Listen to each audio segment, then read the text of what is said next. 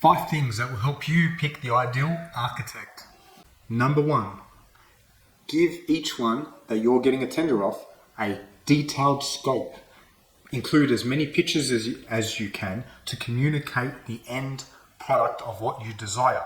Because sometimes what you have in your head, the way you communicate it and the way they perceive it is two completely different things. But if you've seen the finished product exactly the way you like it or similar, that is an excellent way to communicate what you like. That detailed scope of works will save you during the process of the design. And in that process of scope of works, outline what route you want to go for your approvals. Do you want to go through council or do you want to go through a private certifier? They are two different processes that require different information for each one. Number 2, ask for timelines for each item when you get your quote back. When they put a draft drawing, ask them, from the time I give you a deposit or whatever it may be, how long till you get to site? How long will it take after you get to site to provide me with a draft drawing? How long will it take for the next stage? That timeline is very critical in your whole journey, and sometimes when you have interest and other expenses, it is very critical in whether a project's successful or not. And even if it's your own home, it is so critical to get things back ASAP. And knowing it before you engage them is a big deal, because you realize it's not just about price, it's the whole package deal. Number 3, in their scope and quote, ensure that they have included 3 sketches at a minimum. Some even ask for more, but what you will find, my last one, I only received 2 sketches, and after 2 sketches, they were going to charge extra bills.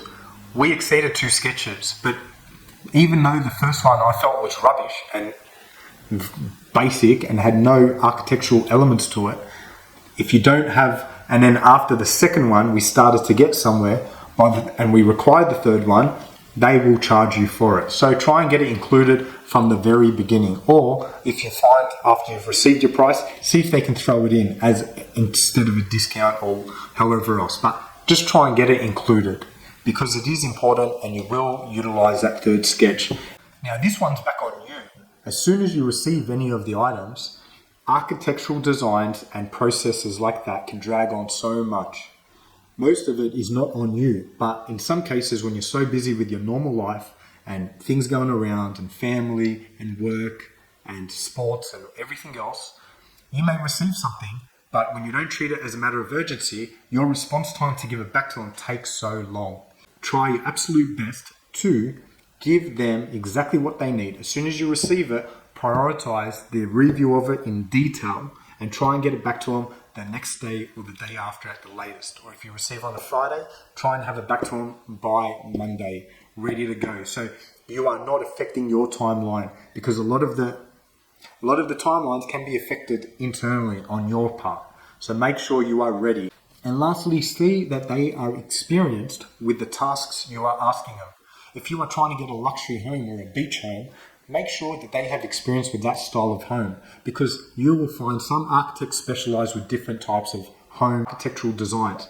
And the ones that aren't, and let's say you're used to having a luxury product, some of them won't realize the room sizes that are luxury items and different things like that.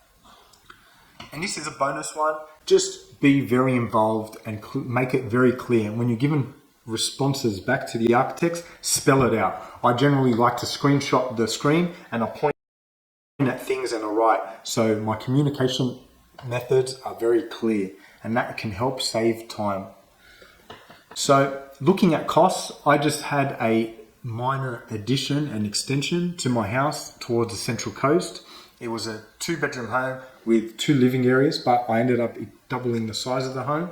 And off the rear, we turned into a 2-bedroom into a 4-bedroom, and we added a balcony off the rear with a barbecue area, and we added a big living area, study, powder room, laundry, and everything like that, and another master bedroom with the ensuite and walk-in wardrobe.